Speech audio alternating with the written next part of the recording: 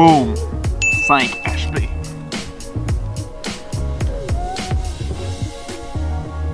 Because all-wheel drive, buddy.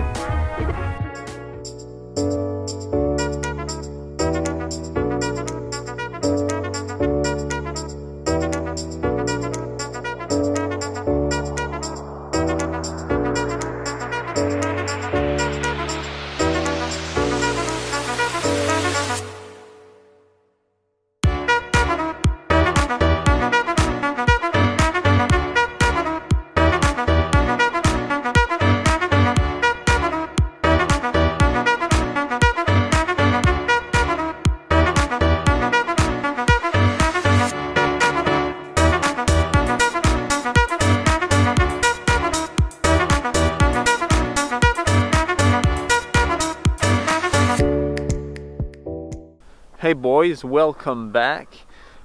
Pour le petit DIY d'aujourd'hui, ce qu'on va faire, c'est assez simple. Là, le DIY, je l'ai fait. Je voulais vous montrer un peu ce que j'avais fait pour en arriver là, pour que ça vous aide un peu si vous avez le même char que moi. J'ai installé des mud flaps Rally Harmer Basic, les modèles universels sur mon Legacy. Donc je vais vous montrer un peu comment j'ai fait. Là. Les universels, c'est pour en fait toutes les autos, que vous ayez un Mazda 3, un Focus, une Golf, peu importe, vous voulez des Rally Harmer. Les universels, c'est un peu le best parce que dans le fond, c'est des mud flaps. Les basics, c'est les moins chers. Ils sont pas en uréthane, c'est vraiment des plastiques un peu plus cheap. Mais l'avantage, c'est que ça sont vraiment pas chers, puis on peut les fitter vraiment après n'importe quelle voiture. Fait que on va vous montrer un peu comment j'ai fait ça. Donc, les Rally Harmer en question, vous voyez sur la Legacy, j'ai pris les plus gros, j'ai pris ceux de VUS parce que je voulais que ça frotte presque à terre.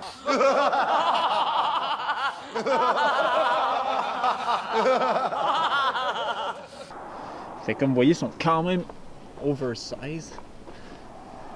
À l'avant comme à l'arrière, il y a vraiment là, un mini gap. De rien du tout, là, comme il y a 3 doigts à peu près entre le sol puis les mud flaps.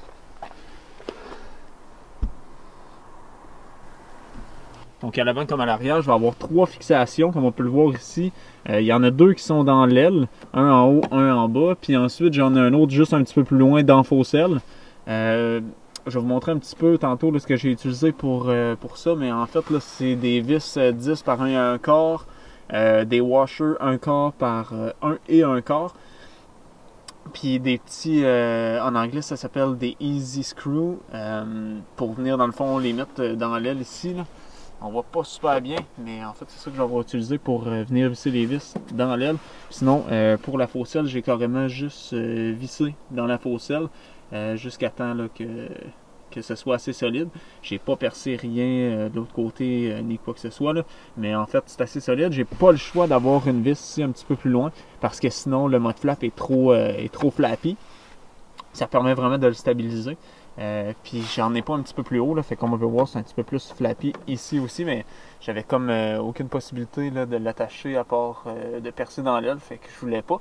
Puis j'ai utilisé ici sur le côté, il y a comme un petit rubber, puis il y avait déjà des screws là-dedans pour venir visser la faux-selle, fait que j'ai juste enlevé ces petits plastiques là, j'ai mis mon petit adaptateur pour les vis, puis après ça j'ai juste vissé là-dedans, tout simplement. Puis en avant, ça donne le look. Quand même assez large aussi, pour protéger vraiment le côté de l'auto. Puis j'ai pris les Rally Harmer noirs avec l'inscription Rally Harmer noir dans le bas. Là. Vraiment foncé, on le voit juste un peu. Mais je voulais rien de trop flash. Puis avec une couleur or comme ça, je pense que c'était comme celle-là qui ça donnait le mieux. Puis sinon, à l'arrière, même chose. On va avoir, c'est ça, 2 vis ici. Même procédé, là, les petits adaptateurs pour les vis que j'ai mis dans l'aile carrément. Encore une fois, en haut un petit peu, là, c'est un peu flappy, mais j'avais rien pour l'attacher. Puis sinon, en arrière complètement, on le voit dans le bas, là, juste là-bas, là, juste ici. Encore une fois, j'ai venu visser dans le plastique parce qu'il n'y avait aucune prise. Fait que c'est le seul moyen que j'y arrive. C'est un peu bas. Fait que en haut, là, il est encore un petit peu là, mollasse, mais ça tient relativement super bien. Puis encore là, ici, il y avait des trous pré-percés. J'ai juste eu à insérer des petits adaptateurs, puis tout fonctionne numéro 1. Encore une fois, vraiment large à l'arrière. Autobus! Fait que c'est ça, relativement large à l'arrière. Encore une fois, ça frotte presque à terre, là, mais c'est là que je voulais aller chercher. Fait qu'on le voit, c'est quand même assez wide aussi pour protéger. Puis un petit peu de clairance par terre. C'est sûr que ça frotte quand même assez souvent, là. Quand j'arrive un petit peu plus rapidement ou une entrée, là, on va avoir tendance à frotter un petit peu plus. Mais c'est vraiment les seuls moments où ça va frotter quand que je roule avec là, tous les jours. J'ai vraiment aucun problème avec. Puis étant donné que c'est les basics, là, le seul petit défaut qu'ils vont avoir, c'est qu'ils ont déjà bendé une petite affaire. Fait qu'ils sont comme crochis, là. Ce que je veux dire, c'est que le mud flap a comme déjà pris une petite curve vers l'arrière. Au lieu de rester vraiment très très droit là, comme les uréthanes eux font. Puis pour ce qui est des outils, des petits tools,